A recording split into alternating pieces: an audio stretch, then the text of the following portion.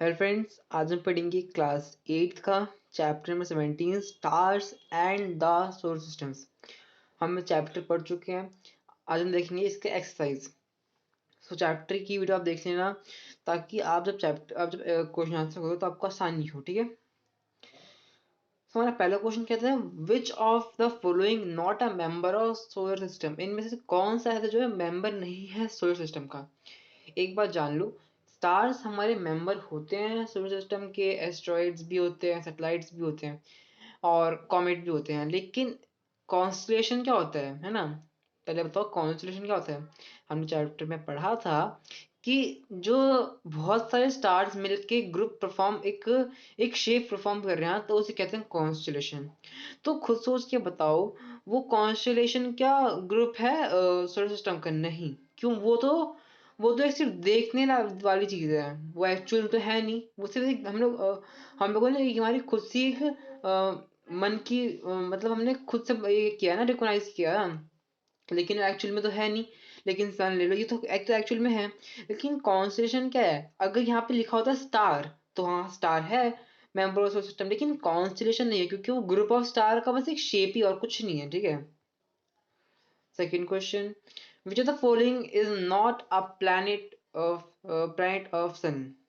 Not a planet of sun। इनमें से कौन सा हमारा प्लैनेट नहीं है सन का? सब जानते हैं कि हमारे 8 प्लैनेट होते हैं जिसमें हमारा होता है Mercury, Venus, Earth, Mars, Jupiter, Saturn, Uranus, Neptune, है ना। प्लूटो तो अब हट गया, हमने चैप्टर में पढ़ा था 2006 में के बाद वो हट गया। सीरस यहाँ पे लिखा गया पार्ट ए में सीरस। सीरस हमें उसे हम प्लैनेट क्यों नहीं कहते? बिकॉज क्योंकि वो एक स्टार है ना। वो एक स्टार है, हमने चैप्टर में पढ़ा था कि वो एक एक्चुअली में स्टार है। और मैं आपको एक बात बताना चाहता हूँ कि मैं आर्टिफिशियल इंटेलिजेंस के सेकंड फेज में पहुंच चुका हूँ। एंड मैंने फर्स्ट फेज पास कर लिया है। एंड 53,000 स्टूडेंट में से हाँ 100 स्टूडेंट सिलेक्ट हुए हैं, जिसमें से एक मैं भी हूँ। एंड मेरे को एक लैपटॉप मिला है एजुकेशनल किट के थ्रू, जिससे मैं अपनी आगे की जर्नी कंटिन्यू करूँगा। सेकेंड फेज पास होने के बाद मैं फिर थर्ड फेज में पहुँच दूंगा। उसके बाद मैं विन हो जाऊंगा आर्टिफिशियल इंटेलिजेंस। ओके। तो ये मैं आपको बता रहा था कि आप भी कर सकते हैं। मैं आपको अप्रिशिएट कर रहा था कि ये प्रोग्राम ना ऑल गवर्नमेंट स्कूल से रखा गया था। शायद से अगले साल भी होगा। तो प्लीज़ आप भी इस पे ट्राई करना, आप भी इस पे लॉगिन करना, आप भी इसको प्ले करना, ताकि आप भी एजुकेशनल किट में एक लैपटॉप और आप कोडिंग सीख पाओ उनसे, है ना। आप बाहर से कोडिंग सीखने जाओगे तो आपको बहुत एक्सपेंसिव पड़ेगा। लेकिन आपको ये इंटेल सोचो, इंटेल इंटेल जो सबसे मतलब बादशाह माना जाता है कोडिंग का, वो आपको कोडिंग सिखाएगा। सोचो तो कितना प्राउड होगा आपको, है ना। सो आप भी प्लीज ट्राई करना। हम आते हैं अपने चैप्टर पे। थर्ड क्वेश्चन है phases of moon occur because. जो हमारे फेजेस ऑफ मून होते हैं वो क्यों दिखते हैं? क्योंकि हम वही वाला पार्ट देख पाते हैं जहाँ पर जहाँ पर सन की लाइट रिफ्लेक्ट होती है। तो इसका आंसर हमारा ए पार्ट है ना। जाहिर सी बात है। तो इसमें मुझे ज़्यादा बताने की जरूरत नहीं, हमें अब फिलिंदा ब्लैंक्स करने हैं। The planet which is faster from sun is जो सबसे दूर वाला प्लैनेट कौन सा है हमारे सन से? नेपच्यून। जाहिर सी बात है नेपच्यून होगा। क्योंकि देखो यहाँ पे सन, फिर मरकरी, वीनस, अर्थ, फिर यहाँ पे asteroid belt, mercury, Venus, Earth, Mars, Jupiter, Saturn, Uranus and Neptune. तो सबसे लास्ट में कौन आ रहा है? नेपच्यून। सो इसका आंसर हमारा होगा Neptune. The planet which is a radiation colour. जो प्लैनेट हमारा रेडिएशन कलर का, हमने पीपीटी में देखा था कि एक अकेला मार्स ही है जो रेडिएशन कलर का है, इसलिए हम उसे रेड प्लैनेट भी कहते हैं। C part, a group of stars to appear from pattern in the sky known as constellation। बहुत सारे स्टार्स आके मिलके ग्रुप परफॉर्म कर रहे हैं और एक शेप, रिकॉग्नाइजेबल शेप बना रहे हैं, तो उसे हम कहते हैं constellation. A celestial body that revolve around planet is known as satellite। हमारे हमारे अर्थ के बाद हमारे अर्थ के आसपास कौन मूव कर रहा है ना। कौन रिवॉल्व कर रहा है और कौन रोटेट कर रहा है? वो हमारे हैं सैटेलाइट्स, है ना। ई पार्ट देखते हैं, shooting stars are actually not star. Shooting star हमारे वो एक्चुअली में स्टार्स नहीं होते, एक्चुअली में मेटोर्स होते हैं। ठीक है। F part, asteroids found between, जो हमारे एस्ट्रॉइड हैं सबसे ज्यादा कहाँ पाए जाते हैं, मार्स एंड जुपिटर के बीच, बिटवीन, है ना। हमें अब ट्रू फॉल्स बताना है। जो pole star is a member of solar system, जो पोल स्टार है क्या वो मेंबर है सोलर सिस्टम का, फॉल्स, क्योंकि stars are not a member of solar system, the sun are the celestial bodies revolving around from the solar system, ये solar system का मेंबर नहीं है। सॉरी फॉर दैट, मैं एक बात आपको बताना भूल गया कि स्टार्स हमारे सोलर सिस्टम के मेंबर नहीं होते, ठीक है, क्योंकि वो सोलर सिस्टम में नहीं होते, बल्कि वो आउट ऑफ सोलर सिस्टम होते हैं। वो बहुत मतलब वो हद से ज्यादा बड़े होते हैं, इसलिए वो हमें इतने छोटे छोटे दिखते हैं, और वो बहुत दूर होते हैं हमसे, सो इसलिए वो सोलर सिस्टम में नहीं होते, बस वो दिखते हैं हमें कि हाँ वो है, ठीक है। Mercury the smallest planet in the solar system, true, Mercury हमारा सबसे छोटा प्लैनेट है सोलर सिस्टम में। Uranus the faster planet in the solar system, false, जाहिर सी बात है फॉल्स, क्योंकि सबसे फास्टर प्लैनेट तो कौन सा है हमारा, नेपच्यून, है ना, हमने पढ़ा था जस्ट अभी। INS-AT artificial satellite, true, ISAT artificial satellite, और हमने चैप्टर में पढ़ा था कि फर्स्ट सैटेलाइट कौन सी थी हमारी, Aryabhata was the first Indian satellite, artificial satellite, okay.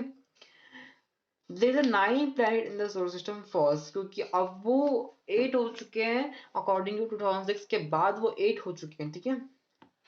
Constellation Orion can be seen with the help of telescope, false, constellation को हम विंटर के टाइम देख सकते हैं ड्यू लेट इवनिंग, ठीक है, और इसी most magnifying constellation the sky visible to naked eye, हम नेकेड आई से देख सकते हैं, ठीक है। मैच द फॉलोइंग करना है हमें, तो यहाँ पे एक्चुअली में हुआ क्या, मैंने देखा इसको ध्यान से, तो जो क्वेश्चन है वो नीचे आ गया एंड जो आंसर है वो ऊपर चला गया, ठीक है, तो डोंट बी कंफ्यूज, मैं आपको बताता हूँ। पहले हमारा क्वेश्चन, तो पहले क्वेश्चन देख लेते हैं।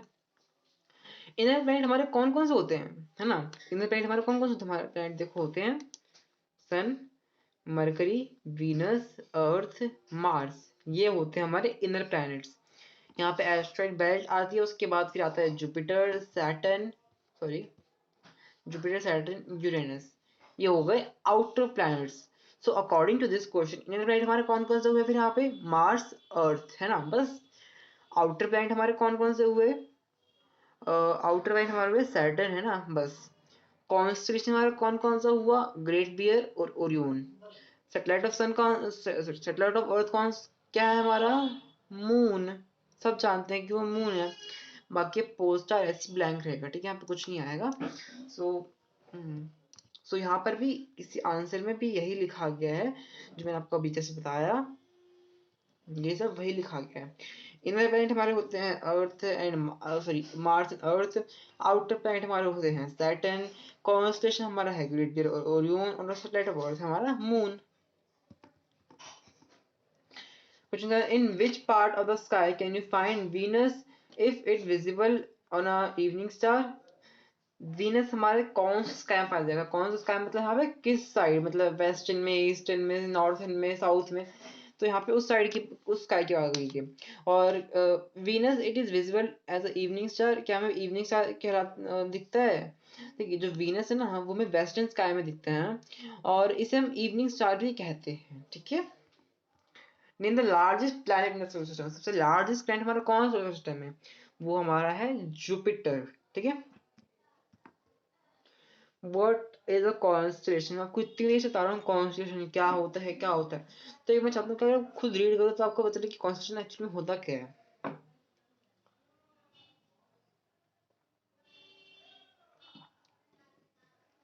सो आई थिंक आपने पढ़ लिया है ना।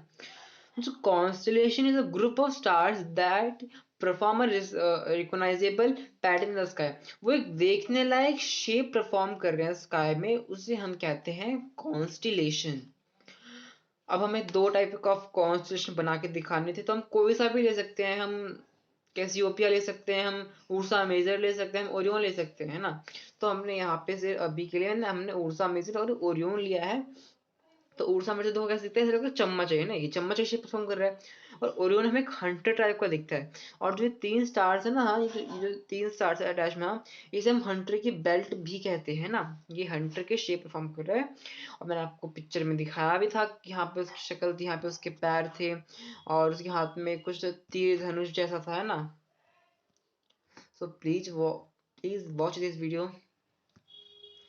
So different sketches to show the related positive prominent stars in Ursa Major and Orion. हमें दो स्केच बनाने हैं प्रोमिनेंट स्टार की, जिसमें हमारा एक है उर्सा मेजर और एक है Orion. Ursa Major and Orion के स्केच हम जस्ट अभी बनाए थे, तो इसे स्केच समझने की जरूरत नहीं. मैं आपको जो इसमें लिखा हुआ है आपको पढ़ के बस बता देता हूँ, ठीक है. Ursa Major appear like a Big Dipper. Ursa Major को हम Big Dipper भी बोलते हैं. There are the three bright stars in the handle and the four bright stars in the उसके बाउल में होते हैं ऑफ डिपर. और जो ओरियन होता है एक हंटर की तरह दिखता है, और इसके जो थ्री स्टार्स हैं ये एक बेल्ट की तरह दिखते हैं. तो यहाँ पर भी ही लिखा गया है. आप एक बार वीडियो पॉज करके उस इमेज को जरूर लिख लेना, ठीक है. Name two objects other than planets remain of the solar system. ऐसे दो चीज बताओ जो हमारे सोलर सिस्टम में हैं प्लैनेट्स को छोड़ के. तो वो हमारे हैं एस्ट्रॉइड्स एंड मीटरॉइड्स. एस्ट्रॉइड्स क्या होते हैं? A collection of large number of small object gases and dust and revolving around the sun. They occupy large gap between the Mars and the Jupiter. However, this is not a planet. These are celestial bodies known as asteroids. देखिए, space में बहुत सारा dust है, gases है, small small object है. सो ये सब मिल के ना एक ना रॉक टाइप का फॉर्म करते हैं जो कि अर्थ के अराउंड घूमते हैं. और वो कहाँ कहाँ घूमते हैं? ये सन, मरकरी, वीनस, अर्थ, मार्स, वो इस जगह पे घूमते हैं ना. इस जगह पे घूमते उसके आता है हमारा जुपिटर सैटर्न यूरेनस नेपच्यून, है ना. सो एस्ट्रॉइड्स हो गया. और मेट्रॉइड्स क्या होते हैं? मेट्रॉइड्स के स्मॉल स्मॉल सेलेस्टियल बॉडीज होते हैं जो हमें आसमान में दिखते हैं, और हम जब छोटे होते तो बोलते हैं कि वो देखो टूटता तारा गिर रहा है, हम उससे कुछ विश मांग लेते हैं. तो वो एक्चुअली में मेट्रॉइड्स है, वो कोई टूटता हुआ तारा नहीं होता, ठीक है. वो उसकी स्पीड इतनी ज्यादा होती है कि वो बिल्कुल ऐसा लगता है कि चमक रहा है, वो ज्यादा तारा है वो एक्चुअली में. और वो बर्न होने के ऐसे हमें वो दिखता है ऐसा. 12th question, explain how can locate the pole star of Ursa Major. याद रखना, हम उर्सा मेजर की वजह से पोल स्टार लोकेट कर सकते हैं. हमें बहुत एंशियंट टाइम का ट्रिक है एक, ठीक है. हमें क्या करना, पहले हमें उर्सा मेजर ढूंढना, उर्सा मेजर कहाँ पे है. और फिर हमें ये उर्सा फिर देखिए क्या करना है आपको. जो ये उड़ीसा में है ना, हाँ, जो उड़ीसा में के जो लास्ट के दो स्टार है आपको, और जो एक नॉर्थ स्टार, दोनों को आपको मैच करना है. तो आपको पता चल जाएगा कि हाँ हम लोग किस डायरेक्शन में खड़े हैं, ठीक है. तो एक बार पढ़ लेते हैं फटाफट से.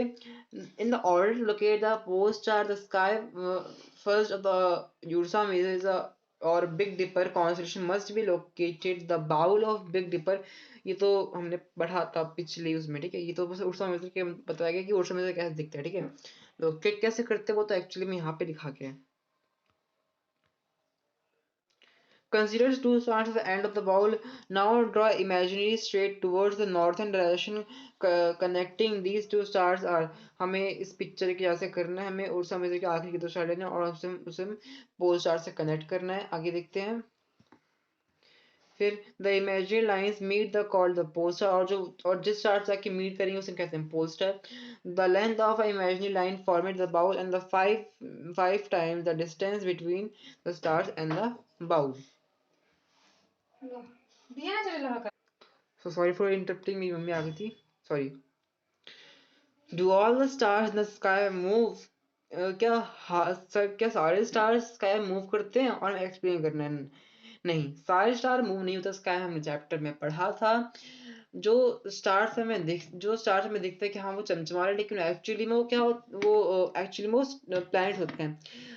मून के जैसे ही उन पे रिफ्लेक्ट पड़ती है, उन पे लाइट रिफ्लेक्ट करती है, और हमें लगता है कि हाँ वो देखो एक स्टार है, बट वो चमचम टिमटिमाता क्यों नहीं है. आपने कभी कभी नोटिस किया होगा आपको आसमान में कुछ लाल लाल दिख रहा है, वो टिमटिमा क्यों नहीं रहा है ना. नोटिस क्या होगा आपने, हाँ. और जो जो टिमटिमा रहे होते हैं वही सिर्फ हमारे वही स्टार्स होते हैं, और जो टिमटिमा नहीं रहे होते वो हमारे प्लैनेट्स होते हैं एक्चुअली में. हम लोग का डेफिनेशन पढ़ लेते हैं इसकी. No, the earth rotate from east to west on its axis. Hence, all the stars in the sky except pole star appear move from east east to west with reference to the earth. The pole star does not appear move in the sky because it's located above the axis of the rotation of the earth. is a it is a north direction. It appears remains stationary. It's the in the देखिए यहाँ पे लिखा क्या गया है, जो हमारा अर्थ है वो कहाँ से ईस्ट टू वेस्ट मूव करता है। So with the presence of और जो हमारा पोल स्टार है, हाँ यहाँ पे बात कर रही है कि सारे स्टार्स मूव करते हैं, नहीं सारे स्टार मूव नहीं करते, एक स्टार को छोड़ के सारे। देखिए एक स्टार हमारे इस ये है, ठीक है, अभी मान लो कि स्टार है ही नहीं, एग्जिस्ट नहीं करता, अर्थ हमारा ये रहा, और अर्थ कहाँ से ईस्ट टू वेस्ट हो रहा है, तो ईस्ट टू वेस्ट वो जब वो रोटेट कर रहा है तो ऑब्वियस सी बात है कि हमें स्टार्स मूव करते दिखेंगे। लेकिन जो ये कि पोस्ट आ रहा है वो अर्थ की एक्सिस पे, मतलब अर्थ के बिल्कुल ऐसे एक्सिस पे, हाँ तो अर्थ कैसे भी रोटेट करे वो तो उसके ऊपर रहने वाला है, ठीक है, समझ गए ना, मतलब उसके ऊपर रहने वाला है। 14th क्वेश्चन देखते हैं। Why does the distance between the stars express in light years? जो मैं डिस्टेंस स्टार्स का फिर सन का फिर अर्थ का हम उसे लाइट ईयर्स में क्यों एक्सप्रेस करते हैं, क्यों, क्योंकि उनका डिस्टेंस बहुत मतलब हद से ज्यादा बहुत ज्यादा डिस्टेंस बड़ा होता है, बहुत डिस्टेंस बड़ा होता है, ठीक है उनका। और what do you understand by the statement of the stars in the 8 light years from from the earth? और अब क्या अंडरस्टैंड करते हैं स्टेटमेंट से कि जो स्टार जो एक स्टार है वो 8 लाइट ईयर्स हमारे अर्थ से अवे। सो हम एक्सप्रेस करते हैं क्योंकि वो बहुत ज्यादा बड़ा है। Our light years is equals to 9.9। मैं आपको डेफिनेशन पढ़ के समझाता हूँ ताकि आपको अच्छे समझ में आ जाए। Okay, the distance of the stars from the earth and distance between the stars are very large. It is a in covenant present this distance kilometers। ये बहुत मुश्किल होता है कि हम इसे किलोमीटर में एक्सप्रेस करें, इसे हम किलोमीटर में भी एक्सप्रेस करते हैं तब भी जाके ये हमें 8 0 ऐसे ऐसे कुछ देता है, ठीक है, डिजिट्स, चाहे हम मिलियन में करें चाहे कुछ कुछ भी करें। तो इसलिए बहुत मुश्किल होता है इसे करना, लाइट ईयर्स में बहुत छोटा होता है, ठीक है, वो इसलिए हम लाइट ईयर्स में करते हैं expressed. 1 light years is the distance traveled by light in 1 year। One light year मतलब एक लाइट ने कितना डिस्टेंस ट्रेवल करा है एक साल में, उसे हम कहते हैं 1 light year. 1 light year equals to 1 light year equals to क्या होता है, 9.46 इंटू 10 की पावर 12। ये आपने मैथ्स में पढ़ा होगा, है ना। A star is located 8 light years from the earth. It means that the distance travel the stars in the earth equate the distance time travel the light 8 years। एक light को पहुंचने में हमें 8 साल लगे हैं, मतलब बता रहे हैं यहाँ पे, ठीक है। तो 8 इंटू करेंगे और ये तो देखिए यहाँ पे हमें देखिए ये दिया है हमें 1 लाइट ईयर्स का, है ना, और हमें निकालना 8 लाइट ईयर्स का। तो सब जानते हैं कि यहाँ पे मल्टीप्लाई होगा तो अरे ऐसा मल्टीप्लाई होगा, इसका आंसर हमारा ये आएगा 7.6 इंटू 10 की पावर 13 फ्रॉम द अर्थ, ठीक है। 15th ये क्वेश्चन बहुत ज़्यादा इंपॉर्टेंट क्वेश्चन है, सो इस क्वेश्चन में ज़रा अटेंशन देना। और ये क्वेश्चन सैम्पल पेपर में भी था और ये बहुत इंपॉर्टेंट क्वेश्चन आता है, ये सभी से ये मतलब बहुत कॉमन क्वेश्चन है, ठीक है, क्योंकि ये सबको पता होना चाहिए। आपने मैथ्स में वॉल्यूम ऑफ क्यूब तो पढ़ा ही होगा, है ना। वॉल्यूम ऑफ क्यूब क्या होता है, पाई आर क्यूब, है ना, पाई आर क्यूब। पाई मतलब 22/7, और आर मतलब उसका रेडियस, और क्यूब मतलब हम रेडियस को मान लो रेडियस हमारा 3 का क्यूब, मतलब 3 को 3 बार मल्टीप्लाई करेंगे, है ना, 3 को 3 बार मल्टीप्लाई करेंगे। सो ये तो हो गया हमारा वॉल्यूम का फॉर्म, मतलब क्यूब ऑफ सर्कल का formula, sorry volume of circle का फॉर्म है ना। तो इस क्वेश्चन में ये क्वेश्चन क्या कह रहा है कि द रेडियस ऑफ जो जुपिटर का जो रेडियस है ना वो 11 टाइम्स है अर्थ के रेडियस से। मान लो अर्थ का रेडियस है x, तो जुपिटर का रेडियस का होगा 11x, है ना। हमें यहाँ पे अर्थ का रेडियस बताया गया नहीं है, तो हमें अकॉर्डिंग टू क्वेश्चन चलना है, ये नहीं कि हमें गूगल से देखना है कि अर्थ का रेडियस क्या है हमसे करना है, ऐसा कुछ नहीं करना, ठीक है, अकॉर्डिंग टू हमें क्वेश्चन चलना है, ठीक है। सो हमें कैलकुलेट करना है ratio the volume of Jupiter of the earth, मतलब ये रेशियो छोड़ दो कि रेशियो यहाँ पे लिखा भी है, आपको यहाँ पे कैलकुलेट करना है वॉल्यूम ऑफ जुपिटर अंडर अर्थ में अपॉन में लिख के मैं जुपिटर और अर्थ का मैं हमें वो निकालना है, वॉल्यूम निकालना है, ठीक है। How many earth can dominate Jupiter, मतलब कितने सारे मतलब how many earth can Jupiter accumulated, ठीक है। तो देखिए यहाँ पे करना क्या है, यहाँ पे हमने लिया है अर्थ के रेडियस को हमने यहाँ पे लिया है आर आर लिया है हमने यहाँ पे अर्थ के रेडियस को, तो जुपिटर का रेडियस हो जाएगा 11 R. So 4/3 pi R cube. 4/3 क्यों आया? क्योंकि देखो the Jupiter can consider as the two spheres radii and respectively given the radius of 11 times the radius, ठीक है। सो 4/3 इसलिए आया क्योंकि देखो 4/3, तो ठीक है मैं आपको कोई टास्क देता हूँ कि आप ये पता करके आओगे कि यहाँ पे 4/3 क्यों आया, ठीक है। 4/3 यहाँ पे क्यों आया, और यहाँ पे हम जितनी भी वैल्यूज पुट करेंगे तो देखो पाई आर स्क्वायर फॉर्म होता है ना 22/7, सॉरी, मैं बता दूँ ठीक है आपको। पाई आर क्यूब है ना, हमारा अर्थ का रेडियस क्या है,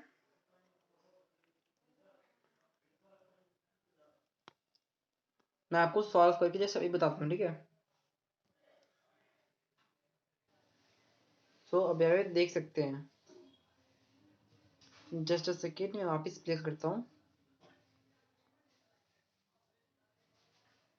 देखिए ये है हमारा जुपिटर का रेडियस, ये हमारे अर्थ का रेडियस, दोनों को जब हम 22 से कट जाएंगे, ये हमारा r इंटू करते करते हमारा क्या आ जाएगा, हमारा 1331 आ जाएगा, ठीक है। और ये तो हमारी इसकी वैल्यू हमारी बन हो जाएगी, ठीक है। सब जानते हैं इंटू करते हैं तो हमारी बन जाती है वैल्यू। आपने सब में मैथ पढ़ा होगा, तो इन शॉर्ट इसका आंसर आ जाता है हमारा 1331 रेशियो रेशियो 1, ठीक है। सो मुझे आपको इतना समझाने की जरूरत, मैंने आपको इतना ढंग से समझाया नहीं इस क्वेश्चन में, क्योंकि आपने मैथ से पढ़ा होगा, ये मैथ का क्वेश्चन है और मैं आपको साइंस पढ़ाता हूँ, तो जितना मुझे बन पड़ा मैंने आपको बताया, ठीक है। सेकंड क्वेश्चन, बोझो ने स्केच बनाया था आपको बता, उस हमें उसे करेक्ट करना है। तो देखो बोझो ने किया क्या है, यहाँ पे हम बोझो ने क्या किया है, ये ले आया उसने sun Mercury Venus Earth Mars Jupiter, फिर यहाँ पे asteroid belt, asteroid belt Jupiter Mercury Venus Earth Mars Jupiter Saturn Uranus Neptune. देखिए इसने गलती क्या की है, यहाँ पे इसने जुपिटर और यूरेनस के बीच में इसने एस्ट्रॉइड बेल्ट ला दिया, जबकि ये बेल्ट तो मार्स एंड जुपिटर के बीच में होना चाहिए, तो हमें इसे करेक्ट करके बताना है। तो करेक्ट इसका ये होगा कि सन, फिर mercury Venus Earth Mars asteroids belt Jupiter Saturn Uranus, तो इसके ये इसका सही डायग्राम है। सही डायग्राम तो खुद से भी ड्रॉ कर सकते हैं। Thank you very much. Video and हुआ एंड मैं आर्टिफिशियल लेंस के सिलेक्ट करूँ, सो प्लीज़ मुझे कमेंट सेक्शन में बताना कि आपको आप कैसे कर सकते हो, आप कैसे कर सकता हूँ, ठीक है।